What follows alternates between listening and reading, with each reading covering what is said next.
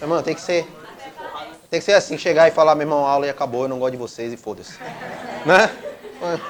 Eu gostaria, adoraria que fosse assim, mas infelizmente não é.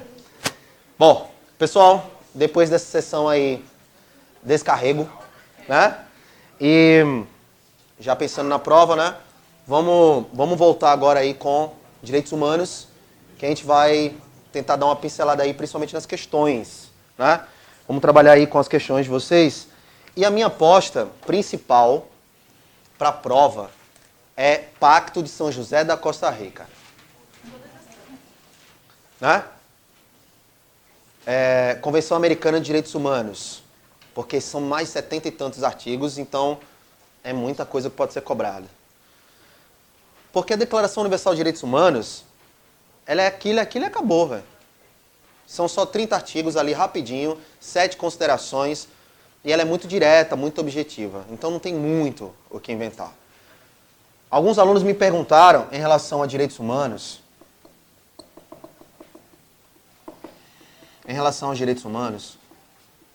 o que pode ser cobrado na prova, né? E como vai ser cobrado, e aquilo que eu vou falando desde o começo. Primeiro, direitos humanos não é direito dos manos. Não leve para sua prova a sua opinião. Beleza? Não leve para sua prova a sua opinião. E nem a do Siqueira Júnior, que eu acho ele sensacional. Demais, sou fãzaço dele, velho. Acho ele um cara muito 10, assim, né? Mas os direitos humanos dele lá é uma coisa, né? Os nossos direitos humanos aqui são outros, né? Outros direitos que a gente vai trabalhar. Então, olha só. Direitos humanos, o que é que está sendo cobrado aí no seu edital? Evolução e abrangência dos direitos humanos, né? Sistemas de proteção, Pacto de São José da Costa Rica. Beleza? Um aluno me perguntou sobre os direitos humanos a questão das datas. Não foi? Datas. Datas pra caramba, né? Que vocês têm. Muitas datas. Essa altura do campeonato, eu espero que você já saiba. Se você não souber, não adianta mais você ficar desesperado com isso. Por quê? Pelo que eu vi nas questões CESP, historicamente, eles não cobram muito a questão de data. Pode ser que eu esteja enganado para essa próxima prova. Porque eu não vou dar uma de guru com a bola de cristal, não. Mas, historicamente, eles não cobram. É diferente da VUNESP. A VUNESP cobra data que só, poxa. Mas a CESP não. Né? Mas aquelas datas que vocês estão cansados de saber. 1215, Magna Carta. E aí eu não vou entrar no mérito de novo, não, né? Rei João Sem Terra, não sei o que. Não, nada. Só pra gente relembrar. 1215, Magna Carta. Aí a gente vem pra 1776. É o quê? Declaração ou Não é isso?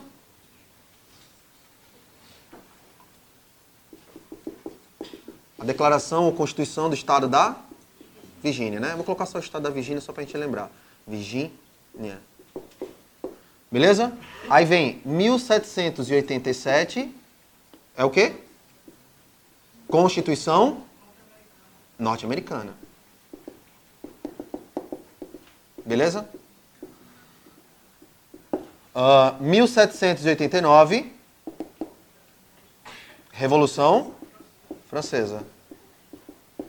Revolução Francesa. Veja, aqui é só um breve comentário. E a Revolução Francesa, os ideais iluministas, o famoso LIFE, liberdade, igualdade e fraternidade. Beleza? 1791, Constituição da França. Beleza? Cuidado com essa data aqui, ó. 1945. O que é que foi em 45? ONU. Não foi a declaração. Beleza? 45 o quê? Criação da ONU. Beleza? E 1948, a partir da resolução 217A, a Declaração Universal dos Direitos Humanos. Primeiro documento em escala global. Para ser mais preciso, do dia 10 de dezembro de 1948, resolução 217A, Declaração Universal dos Direitos Humanos. Primeiro documento em escala mundial sobre respeito a direitos fundamentais dos seres humanos. Beleza? Então essas datas aqui, claro, dentro de cada uma delas a gente tem algumas explicações mais pertinentes, mas eu não vou passar por isso, senão a gente vai perder muito tempo. Beleza aí? Tranquilo? Como eu disse, o que é que você tem que fazer, ou já deveria ter feito até essa altura do campeonato? Ler a declaração. Se você coloca assim no YouTube, no Google ou em qualquer outro site, declaração de busca, né? Declaração Universal de Direitos Humanos, ou DUDH, você vai encontrar isso no site da Biblioteca da USP. Você vai encontrar isso em PDF, você vai encontrar isso no site da ONU. 10 minutinhos você lê. O que é que eu aconselho? Leitura seca. Leitura seca, tá? Porque ela tem um preâmbulo, que são 7, ou preâmbulo e as 7 considerações. Considerando que. Então dá uma lida naquilo ali, tá? Beleza? Outra coisa. Quando você estiver lendo, ou você estava estudando, né? A Declaração Universal dos Direitos Humanos, como eu disse, Resolução 217-A, de 10 de dezembro de 48, da Organização das Nações Unidas. Ela é muito direta, muito objetiva. Não tem muita enrolação não lá. Então, alguns artigos são muito importantes. É claro, eu não vou colocar todos aqui, os 30 artigos, não tem como. Mas eu ficaria antenado para alguns em especial. Por exemplo, o artigo 15 da Declaração. O artigo 15 fala sobre nacionalidade. Estão lembrados? O artigo 15 diz assim: todos têm direito a ter uma nacionalidade. Todos têm direito a uma nacionalidade. Beleza? Ou mudar de nacionalidade. Por quê? Para que a pessoa tenha um vínculo jurídico com algum país, né? Então, vínculo jurídico com algum país, né? Porque esse vínculo jurídico vai dar direito a ela, por exemplo, de ser cidadã. Direito ao sufrágio, por exemplo, o direito de votar e ser votado. E também para evitar a figura do apátrida. Vocês estão ligados no apátrida? Né? A figura do apátrida. O que é uma apátrida? Não tem nacionalidade. É possível, professor, um cara nascer e não ter nacionalidade? É. Como é? O cara nasceu no espaço? Ah, não, professor, eu sei. Foi assim, o cara nasceu em alto mar lá, ele estava nadando com a mulher. O cara me disse isso numa aula, olha só. O cara estava nadando com a mulher em alto mar, mulher grávida de 9 meses. E aí o menino nasceu no meio do mar. Então é a pátria, né, professor? Foi o que eu disse para ele, conselho didático e profissional, largue as drogas. Porque isso é muita viagem. Não é verdade? E como, né? Então, olha só. A figura do apátrida, normalmente, ela vai nascer por critérios que vocês já estão cansados de saber, inclusive no texto constitucional. Que vocês já leram o texto constitucional. Né? Que é o jus solis e o jus sanguinis. Sanguinis, né? E os solis e os sanguinis. Que no caso o Brasil adota os dois. Mas não é o sangue o principal, não? Peraí, então o sangue dos meus pais não conta. Ou solo? Oi? No Brasil, o principal é o solo. Mas adota-se os sanguíneos? Sim. Sim. E aí, cuidado, porque isso você vai encontrar lá no artigo 12 do texto constitucional, porque o que é a Constituição Federal? A Constituição Federal, ela pega a ideia da Declaração dos Direitos Humanos e também distribui no nosso ordenamento jurídico. Porque os direitos humanos, eles têm natureza objetiva e subjetiva. Estão lembrados disso? Ou seja, os direitos humanos, eles têm dupla natureza. Ele tem natureza objetiva e natureza subjetiva. Professor, o que é natureza objetiva? E os direitos humanos, eles devem ser respeitados no ordenamento jurídico dos países. A dignidade da pessoa humana. A dignidade da pessoa humana é um dos fundamentos da República Federativa do Brasil, sim ou não? Sim. Não é um dos fundamentos da República Federativa do Brasil? O famoso lá Soci Diva Plu, né? Soberania, cidadania, dignidade da pessoa humana, valor social do trabalho e da livre iniciativa e pluralismo político. Cuidado com esse pluralismo político, viu? Não tem nada a ver com partido político. É com pluralismo de ideias.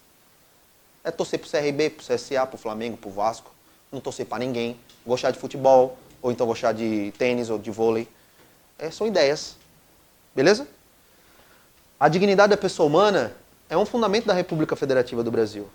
Tá lá. Tá na Constituição. O que é subjetivo é aquilo que as pessoas podem cobrar dos estados para que os seus direitos humanos sejam preservados e respeitados. Beleza? Tranquilo? Bom, voltando para a questão de nacionalidade, que é uma questão que gera muita discussão e muito debate, e a banca sabe disso. A banca sabe.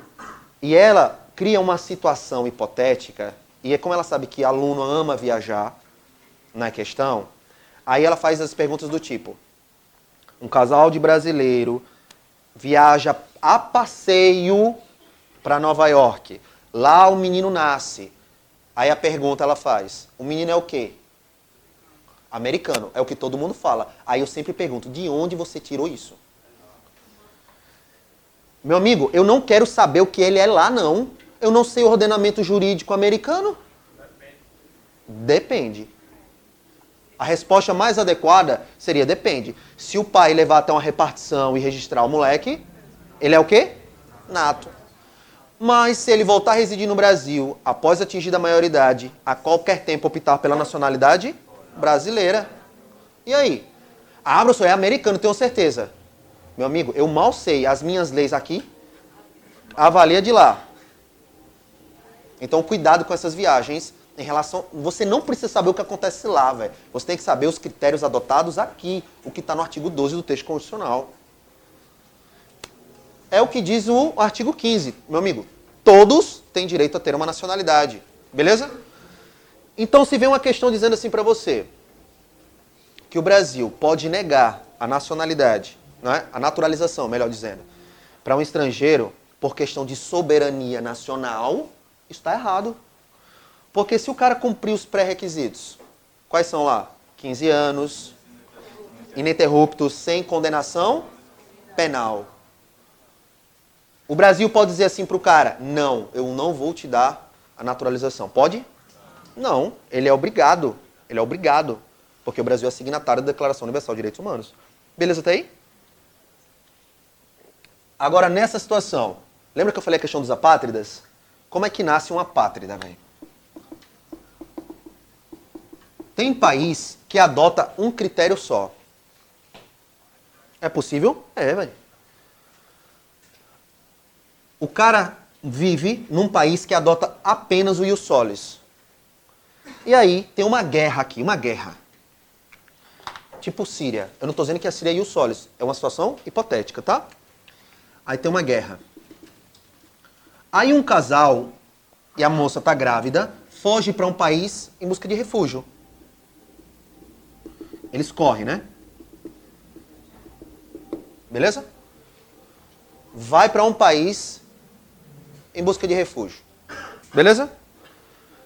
Chegando nesse país, ela dá à luz. O moleque nasce. Só que o país adota só o critério ius sanguinis. Ela tem o sangue do país que ela tá? Não. Não tem. Ela não tem o sangue do país que ela tá. E o país dela diz assim: meu irmão, para você ser do meu país tem que nascer aqui. E agora? Essa criança vai ser o quê? Apátrida. Não tem o sangue do país de origem e não nasceu no país dela. Deu para entender como é que nasce aí uma apátrida? Entenderam? Então, a Declaração Universal de Direitos Humanos, ela tenta minimizar situações como essa. Tá? Beleza? Vamos avançar. Então, é ter vínculo jurídico com o país. Outro artigo que eu considero importante dentro da declaração é o artigo 26, salvo engano, tá? Porque decorar artigo não é a minha praia. Mas, vamos lá. O artigo 26, ele fala sobre educação. E ele fala sobre 4 modalidades de educação. Beleza? Quais são essas modalidades que ele fala? Elementar. Ele diz que todos devem ter, né? Educação elementar, fundamental, técnico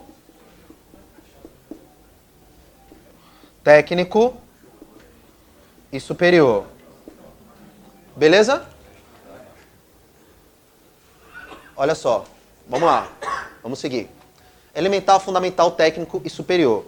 O elementar e o fundamental, eles devem ser o quê?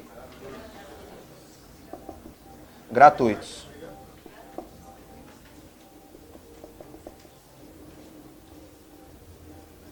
Ele diz, pelo menos, tá? Gratuitos. Pelo menos. Pelo menos. Agora só tem um que é obrigatório.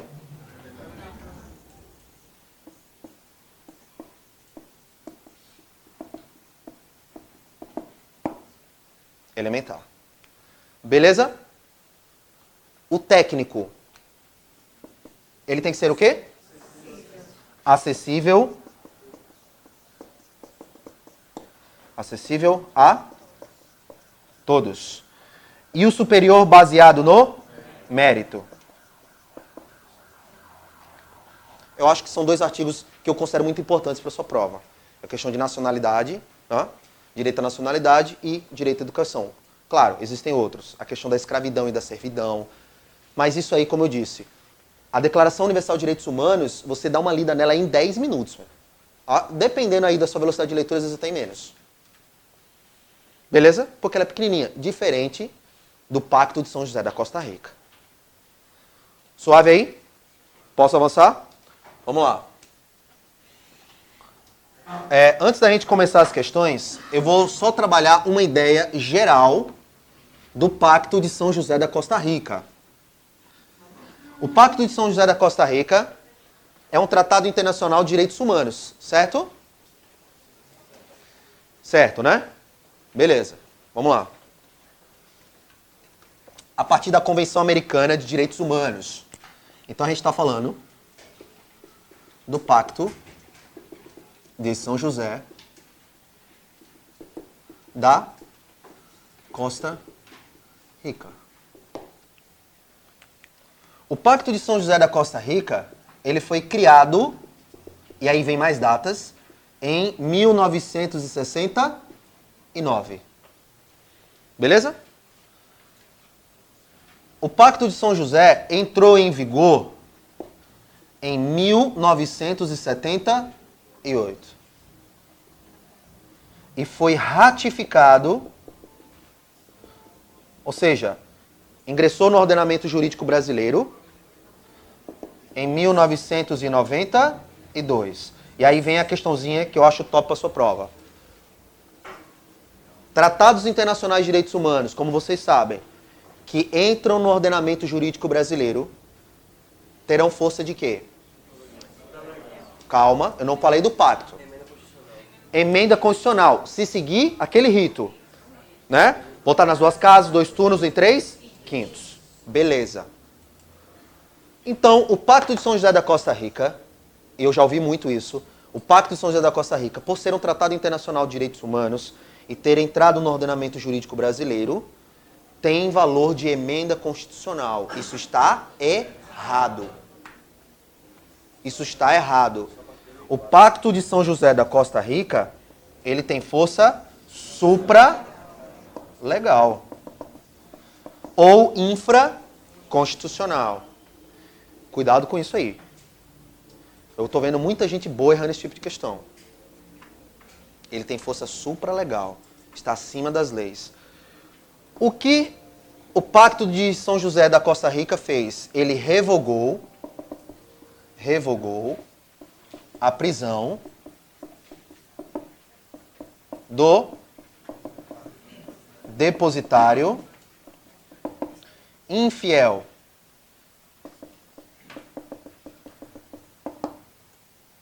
Ele revogou a prisão do depositário infiel. Todas as leis que falavam sobre a prisão do depositário infiel foram revogadas. Beleza? Tanto é que no texto constitucional lá da gente, a gente tem assim, no texto constitucional, diz assim, não haverá prisão civil por dívida no Brasil, certo? Salvo a prisão do depositário infiel e a do devedor de pensão alimentícia, não é isso? Não é isso? Beleza, isso é o que está no texto constitucional. Mas eu pergunto, hoje, é possível no Brasil a prisão do depositário infiel? Não, porque o Pacto de São José da Costa Rica derrubou todas essas leis. Não, tá lá. Tá lá. Vamos lá, a pergunta da colega. Perguntou o seguinte, na Constituição tá lá ainda a prisão do depositário infiel. Se vier na sua prova, de acordo com o texto constitucional, tem a prisão do depositário infiel lá, sim ou não? Tem. Agora, se vem assim, hoje no Brasil admite-se a prisão do depositário infiel. Errado. Mas eu duvido muito, porque se a banca coloca uma questão dessa, ela também abre imagem também para um caminhão de recurso. Beleza? Tranquilo? Mas vejam, isso aqui ela tem força o quê? Supra-legal. Né? Aquela famosa pirâmide de Kelsen. Quem foi Kelsen? Não sei e não quero saber. Eu quero acertar a questão de prova. Ok? Professor, o que é depositário infiel? Dica top de prova. O depositário infiel. Beleza? Então, a gente tem aquela famosa pirâmide, que nós temos no topo a Constituição Federal, abaixo nós temos as leis. Então, aqui eu vou ter uma norma supra-legal, que no caso, o Pacto de São José da Costa Rica, ou infraconstitucional. Agora, detalhe, tratados internacionais de direitos humanos, né? Votado nas duas casas do Congresso, em 2 turnos, por 3/5 dos membros, ou maioria qualificada. Terá força de emenda constitucional. Então, se ele tem força de emenda constitucional, ele é a própria Constituição. Não é o caso aqui. Professor, por que não? Porque esse rito aqui, ele só foi adotado a partir de 2004. 2004 não é a mesma coisa que 92, beleza? Concorda? Salvo engano, emenda constitucional 45 de 2004, que fala sobre esse rito aqui. Tranquilo? Já vi questão de prova falando isso. Tá? Trocando supralegal por emenda constitucional. Suave? Universalidade e a indivisibilidade são características próprias da concepção contemporânea dos direitos humanos. E aí? Certo? Contemporânea. Indivisibilidade, universalidade. O fato de ser um pouco antes, um pouco depois, não vai mudar nada. É porque você achava que era, por exemplo, moderno, né? Não. Esse contexto histórico aí não vai mudar nada. E a banca considerou certo. Quais são as características dos direitos humanos? Universalidade, indivisibilidade, historicidade, né? Limitabilidade. Os direitos humanos são limitados. Aqui no Brasil, por exemplo, é livre a liberdade de expressão e opinião. Vedado o anonimato. E também é vedado o discurso de ódio. Beleza? Vamos lá. Vamos avançar aí. Posso ir para a segunda? Vamos nessa. A concepção contemporânea dos direitos humanos surgiu com o término da Primeira Guerra Mundial. Pessoal, quando eu posso apagar aqui, né? Eu vou apagar desse lado aqui, tá? Olha só, quando eu estava falando na evolução histórica quanto à evolução dos direitos humanos, eu falei para vocês o seguinte, que em 1945 nós tivemos a criação de quem? Da ONU. E falei que em 1948, para ser mais exato, 10 de dezembro de 48, nós tivemos a Resolução 217, a Declaração Universal dos Direitos Humanos. 48, 45. Isso é pós o quê? Segunda Guerra Mundial. Então, o erro da questão está em dizer Primeira Guerra. Ah, professor, facinho, questão mole. Aqui é fácil.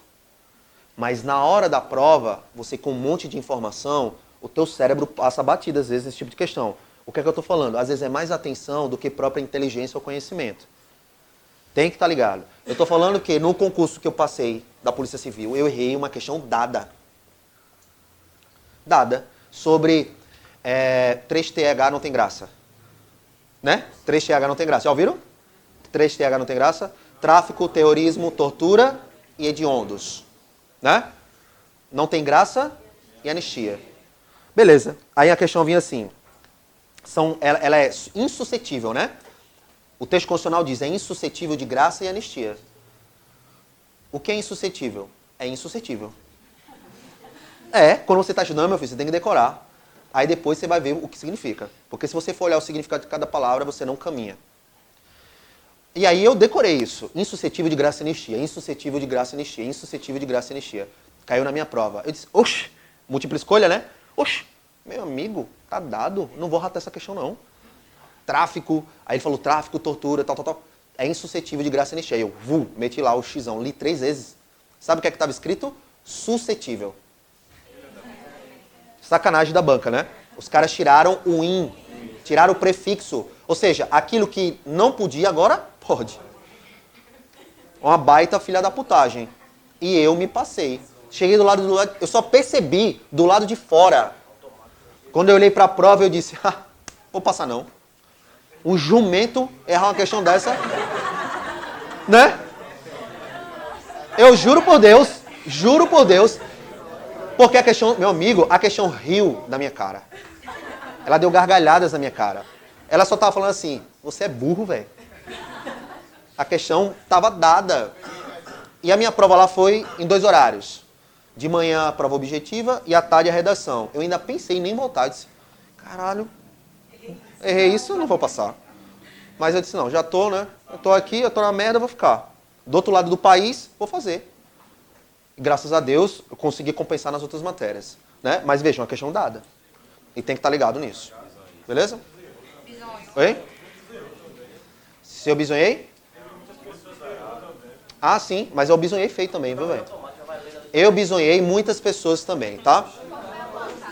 A banca foi a IBAD. IBAD é da FUNCAB, do Rio de Janeiro. Beleza? Vamos aí para a terceira? Vamos lá. Terceira questão. A terceira questão diz assim. As 3 gerações de direitos humanos demonstram que visões de mundo diferentes refletem-se nas normas jurídicas voltadas à proteção da pessoa. Certo? Certinho, pô. Não é a proteção da pessoa? E não são visões de mundo distintas? Né? Vamos lá. Essa aqui, muito boa também, tá? Questão 4. Vamos lá. Questão 4 diz assim. A Constituição Mexicana de 1917 e a Constituição de Weimar de 1919 são marcos da afirmação dos direitos humanos de segunda geração. E aí? Certo? Pode colocar aí como correto. Pessoal, direitos de segunda geração ou dimensão. É a mesma coisa, tá? Geração ou dimensão. Tranquilo? Os direitos de segunda geração, nós temos 3 coisinhas lá. Quais são? Os principais, né? Sociais,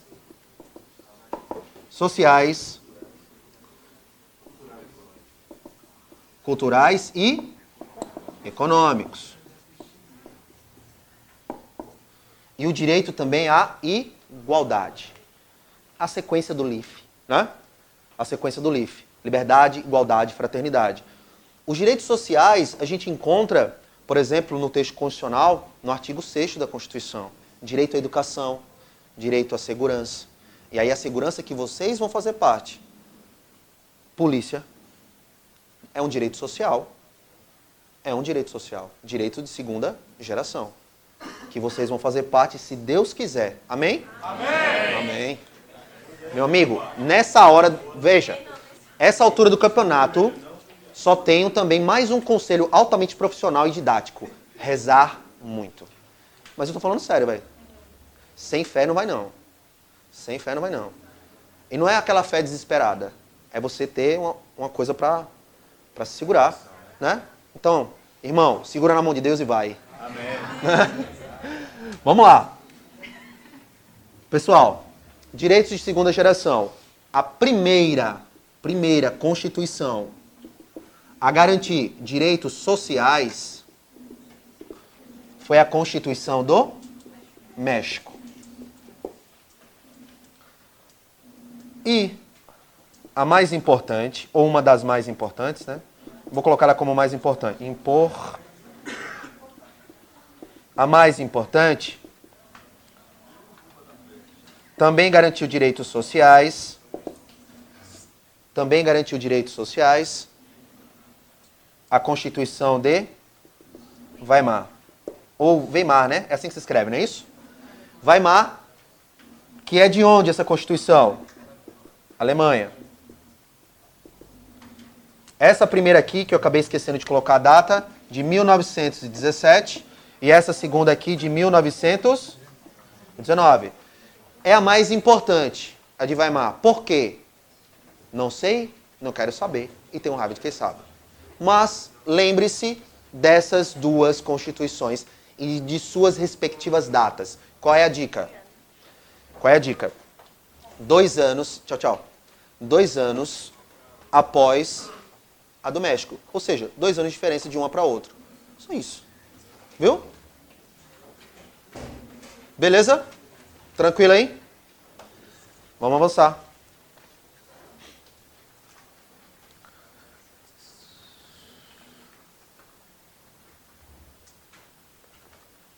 Posso passar aí, pessoal? Vamos lá. Quinta. É a quinta? Isso. Eu ouvi um aluno falando. Lembra do Neymar. Meu amigo, se for para decorar e você acertar na hora da prova, tá valendo. Tô falando sério. Neymar. Eita, Neymar. Lembra? Pronto, lembrou. Acabou-se. Beleza? 5. O princípio da proibição do retrocesso social é uma cláusula de defesa do cidadão em face de possíveis arbítrios impostos pelo legislador, no sentido de desconstruir as normas de direitos fundamentais. Certo? Pessoal, isso é tão importante que o nosso texto constitucional dedicou um artigo às chamadas cláusulas pétreas. Artigo 60 do texto constitucional. Cláusula pétrea. O que significa cláusula pétrea? Cláusula de pedra. Então, quais são as cláusulas pétreas lá? O voto secreto, direto, periódico, universal. Os direitos individuais e coletivos. A tripartição dos poderes e a forma federativa de Estado. Não é isso? Essa é a cláusula pétrea. Significa que ele não pode ser modificado, correto? Não. Não pode ser abolido do texto constitucional. Cuidado com isso. Eu posso modificar uma cláusula pétrea? Posso, contanto para ampliar direitos, nunca para retroceder. Beleza? Lembre disso. Lembre disso. Porque você pensa modificar. Modificar não é para pior, pode ser para melhor. Beleza? Tem até quando você está estudando no direito e tal, eu acho que eu vou lembrar aqui, que é sobre a lei, né? A lei não prejudicará o ato jurídico perfeito, a coisa julgada e direito adquirido. Lembram disso? Né? A lei não prejudicará o ato jurídico perfeito, a coisa julgada e o direito adquirido. Um exemplo simples. Saiu uma lei nova hoje que diz assim, quem está aposentado, se você se aposentou, meu amigo, é porque você é vagabundo, então não tem condições, você vai voltar a trabalhar. O cara é obrigado a voltar a trabalhar? Não, ele tem direito adquirido. Mas cuidado, não existe direito adquirido face uma nova Constituição. Beleza?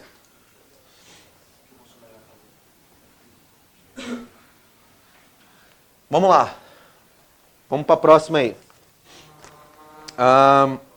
É a sexta, é isso?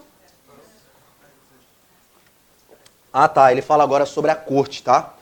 Pessoal, olha só.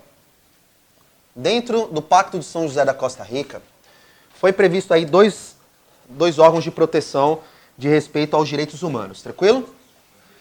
Então, dentro do Pacto de São José da Costa Rica, foi previsto a Comissão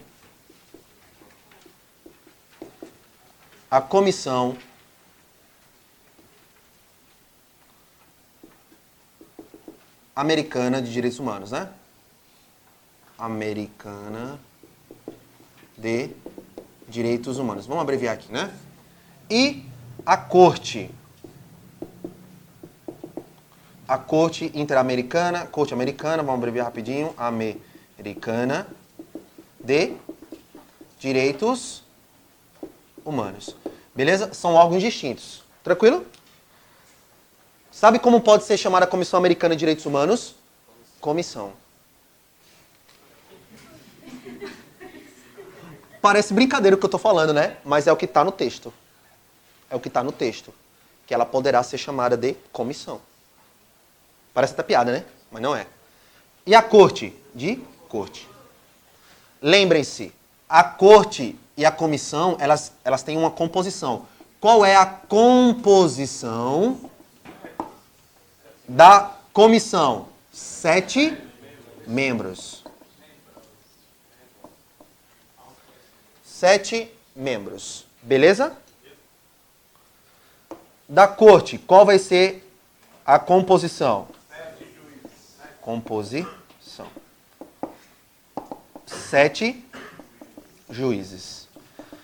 Aí lá ele diz assim, os 7 membros de alta autoridade moral e conhecimento em direitos humanos. Professor, o que é alta autoridade moral? Sei lá. É subjetivo. Beleza? Mas lembra. A corte são 7 juízes. Meu amigo, o cara tem que ser juiz. É só lembrar de novela. Novela, o cara apronta a novela todinha, no final da novela ele vai ser julgado por um juiz. O cara com aquela roupa de Batman. E ali ele tá numa corte. Beleza? Então, saibam diferenciar isso aí. Agora, a comissão. Quem é que tem competência para apresentar petições à comissão? Petição. Qualquer pessoa ou grupo de pessoa. Ou, pelo menos, uma ONG reconhecida, pelo menos, por um Estado parte. Essa altura do campeonato, meu amigo, você já tem que saber isso. Beleza?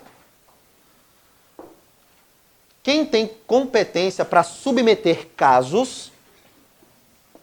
Submeter casos à Corte Interamericana. A própria comissão, só um minutinho, tá? A própria comissão e o Estado parte. Agora eu estava vendo que se envolver esse caso de indenização, a pessoa poderia recorrer direto à corte? Não.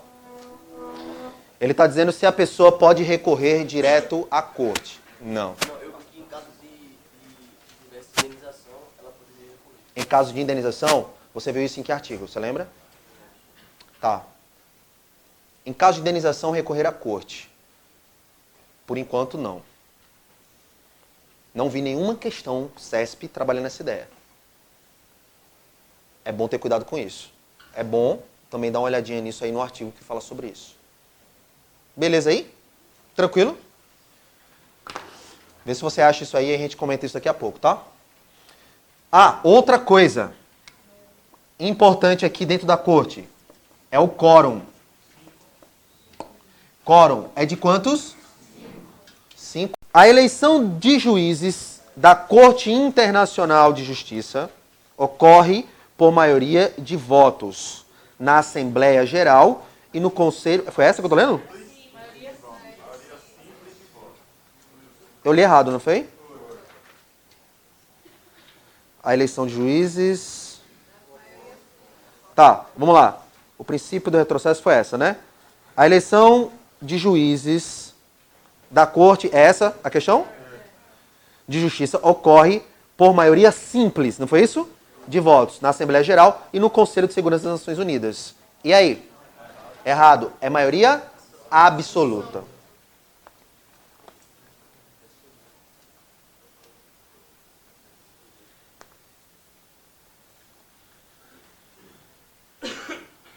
Vamos lá na sétima? Vamos lá. Com relação aos direitos humanos, julgue o próximo item à luz da Constituição Federal. Olha só. Ele pode misturar.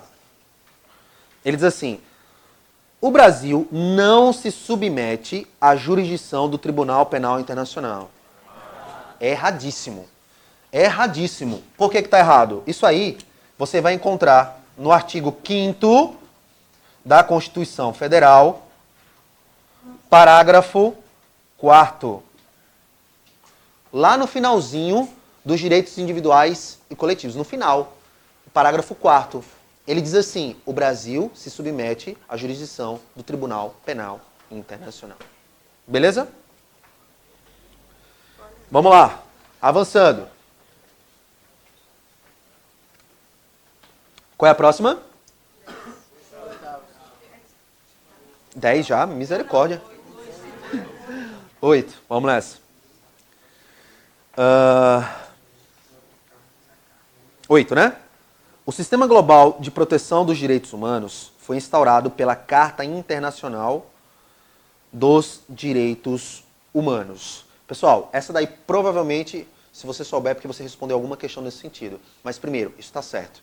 Eu só preciso explicar para você o que é essa Carta Internacional de Direitos Humanos, beleza? Então ele diz aqui, ó, o Sistema Global de Proteção dos Direitos Humanos foi instaurado pela Carta Internacional dos Direitos Humanos. Então olha só. A Carta Internacional de Direitos Humanos ela é formada por 3 documentos. Bem rapidinho. Eita, não vou apagar aqui não, vou apagar desse lado. Vamos lá. Olha só.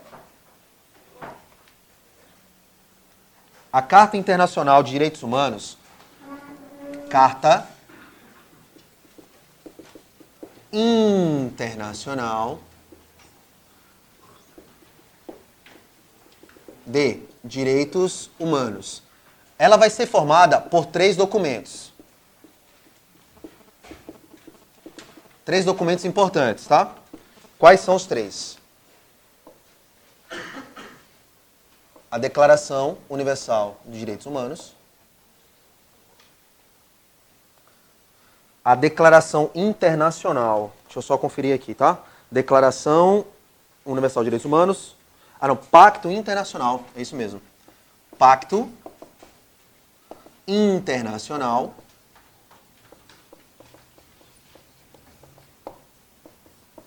dos Direitos Civis e Políticos. E o Pacto Internacional dos Direitos Sociais, Econômicos e Culturais. Então, a soma desses 3 documentos aqui. Esse mais esse, né? Declaração Universal de Direitos Humanos, Pacto Internacional dos Direitos Civis e Políticos e Pacto Internacional dos Direitos Sociais, Econômicos e Culturais formam a Carta Internacional de Direitos Humanos. Beleza? Vamos avançar? Próxima questão. Vamos lá. Questão de número 9, não é isso? Eita, essa aqui é a questão boa. E eu acho que é uma questão possível de prova. Vamos lá. De acordo com a Convenção Americana sobre Direitos Humanos, Pacto de São José da Costa Rica, o direito à vida deve ser protegido por lei e, em geral, a partir do momento do nascimento. Os caras podem brincar com isso? Podem. É a partir do quê? A partir da concepção. Não é a partir do nascimento. É desde a concepção, tá? Beleza, galera? Tranquilo?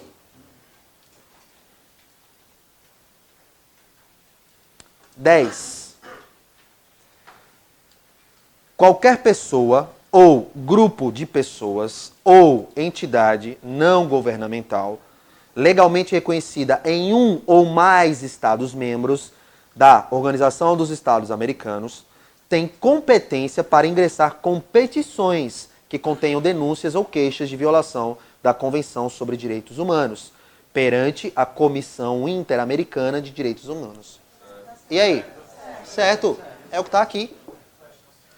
Comissão Interamericana de Direitos Humanos. Qualquer pessoa ou grupo ou ONG reconhecida pelo menos por um Estado. Beleza?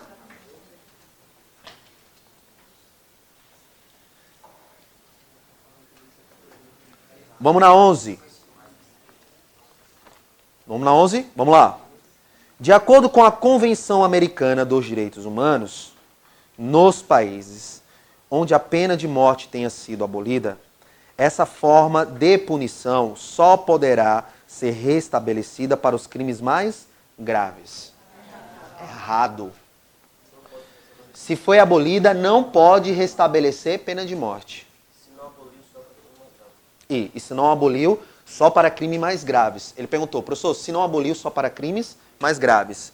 E outra, não pode para menores de 18, maiores de 70 e mulheres grávidas. Beleza? E outra, tem que ser garantido a ele o contraditório e a ampla defesa. Ele tem que ter sido também julgado por um juiz competente, né? Beleza? Dúvidas? Perguntas? E crime político, não. Crime político, não. Ele falou, crime político, não. Você não vai condenar o cara à morte por crime político. É por crimes mais graves. Beleza? Vamos lá. Oi? Vamos lá. Vamos avançar. 12. A Convenção Americana sobre Direitos Humanos prevê a proibição da escravidão e da servidão, assim compreendidos, entre outras hipóteses, os trabalhos forçados, exigidos de pessoa reclusa em cumprimento de sentença ou resolução formal expedida pela autoridade judiciária competente. Errado. Quando ele diz assim compreendido, ele está dizendo também, no caso do cara que foi condenado em países que tem trabalho forçado. Em países que o cara foi condenado e tem trabalho forçado, ele pode executar esse trabalho forçado? Pode. Mas a dignidade dele e a preservação e deve ser preservado intelectualmente e fisicamente. Vou repetir. Vamos lá. Ele diz assim, ó, é a 12ª, né? A Convenção Americana sobre Direitos Humanos prevê a proibição da escravidão e da servidão. Beleza? Assim compreendidos, entre outras hipóteses, os trabalhos forçados exigidos de pessoa reclusa em cumprimento de sentença ou resolução formal, expedida pela autoridade judiciária competente. Porque, veja só, o artigo 6º do Pacto da Convenção diz o seguinte, que não pode o trabalho forçado nem a servidão. Beleza, mas no país que o detento, que o recluso tem que executar o trabalho forçado, ele pode, contanto que ele tenha sido julgado por um juiz competente e que o trabalho forçado não fira direitos humanos dele fundamentais. Quando ele diz assim compreendidos, ele está falando que mesmo em países que tenha trabalho forçado e mesmo que o cara tenha sido julgado por um juiz competente, vai ser proibido da mesma forma. E não é proibido. Beleza? Pergunta lá atrás.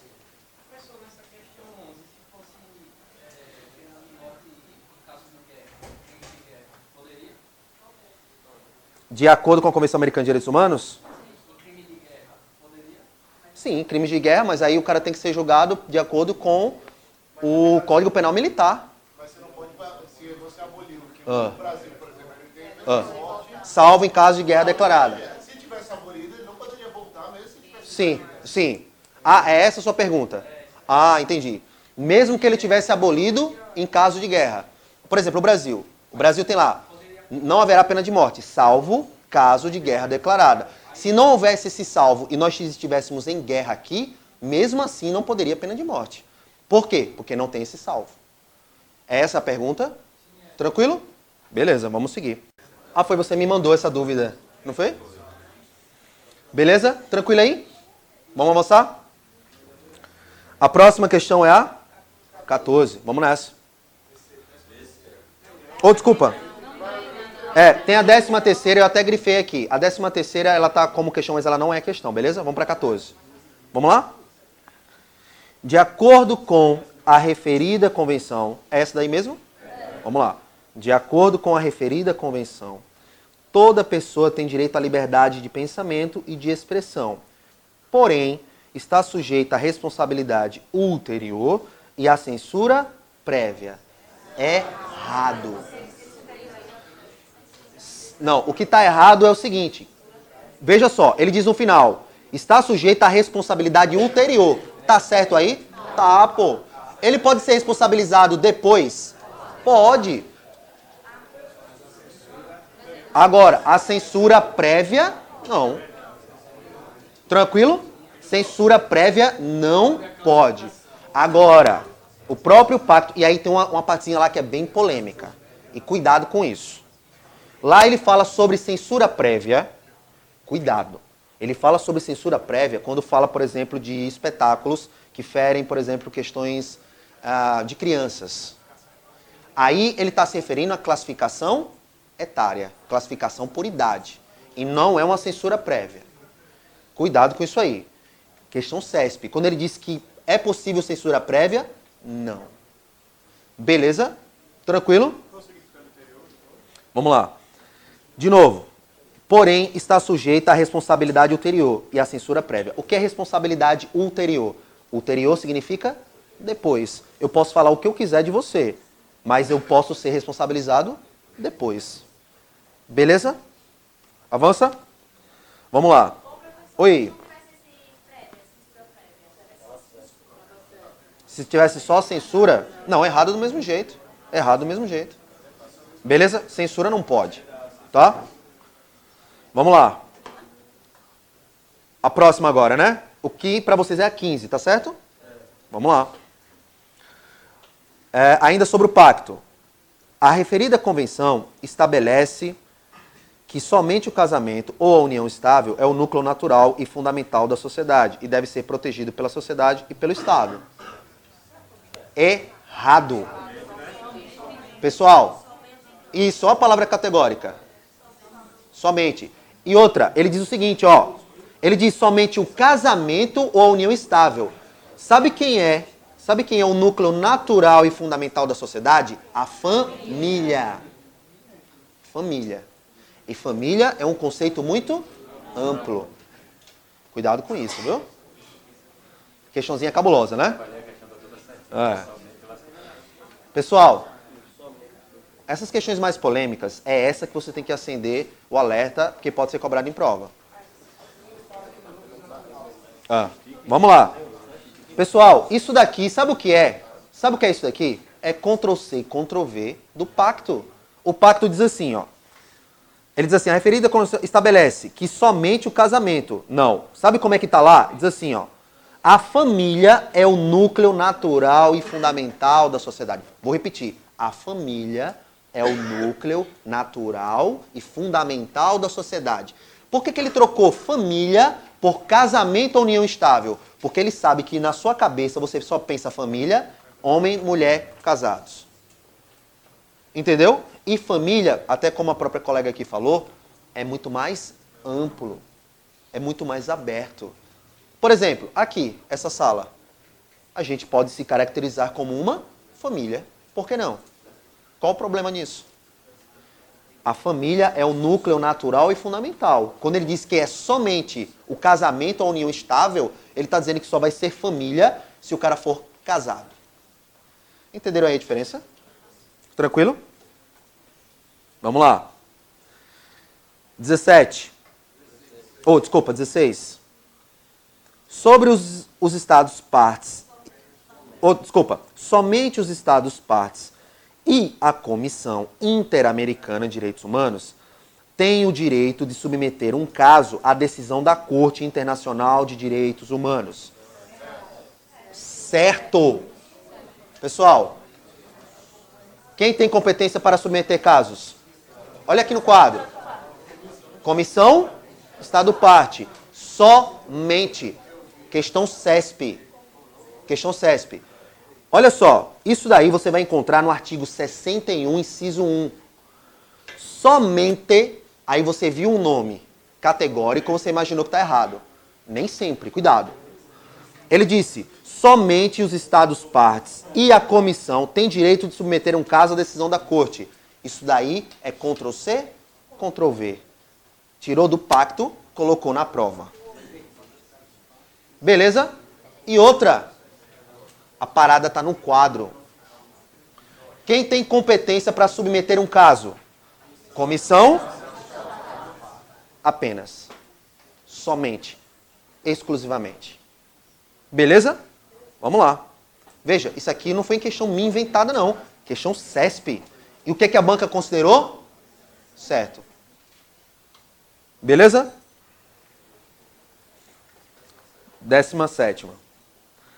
É assegurado a qualquer pessoa apresentar à Comissão Interamericana de Direitos Humanos petições que contenham denúncias ou queixas de violação da Convenção Americana de Direitos Humanos por um Estado parte. Certo. Olha só. Olha só. Ele diz, é assegurado a qualquer pessoa apresentar. Aí você vai falar, professor, mas está faltando ONG. Mas ele diz que é exclusivamente... Não, isso aqui ele não está excluindo ninguém. Não está excluindo ninguém. Isso aqui ele apenas está dando um exemplo. Beleza? Vamos lá. Ninguém deve ser detido por dívidas. Até aí, beleza? Esse princípio não limita os mandados de autoridade judiciária competente, expedidos em virtude de inadimplemento de obrigação alimentar. Certo. O juiz não pode não emitir uma ordem de prisão do cara que está devendo pensão alimentícia? Claro que pode. Claro, deve. Deve. Beleza? 19. A 19 diz assim, ó. O quórum para deliberação da Corte Interamericana de Direitos Humanos é de 5 juízes. Tá aqui. Isso aqui foi questão para diplomata, ou seja, você já era para ser diplomata. Né? Se fosse só essa, seria massa. Sim. Quórum mínimo, quórum de... O quórum é de 5 juízes. Acabou. É o que está lá. Beleza? Não confundam, e eu já vi gente confundindo isso aqui. Quórum com composição.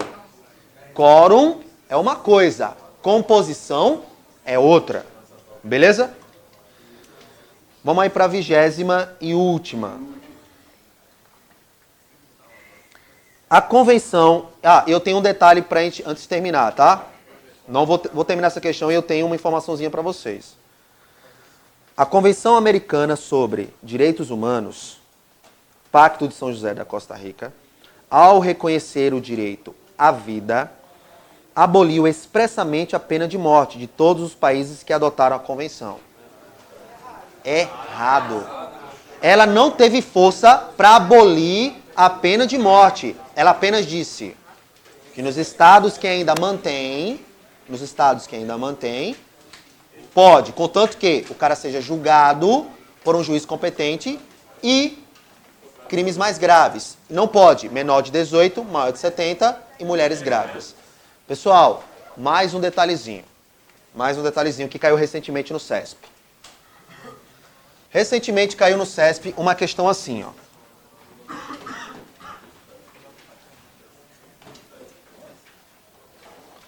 Caiu uma questão assim. Admite-se Admite-se a criação de um tribunal ad hoc. O que é um tribunal ad hoc? Tribunal de exceção. Tribunal de exceção.